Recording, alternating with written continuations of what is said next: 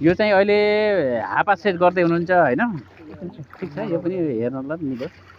यसरी चाहिँ अब माछालाई बिक्री वितरण गर्दाखेरि अथवा चाहिँ केही ट्रिटमेन्ट गर्दाखेरि अथवा केही गर्दाखेरि यसमा राखेर त्यसपछि यसमा चाहिँ गर्न सकिन्छ होइन? मच्छर जाने उल्टो बनाएर राखेकै हो कि हापा भनेको? मच्छर जाने उल्टो बनाएको त हो।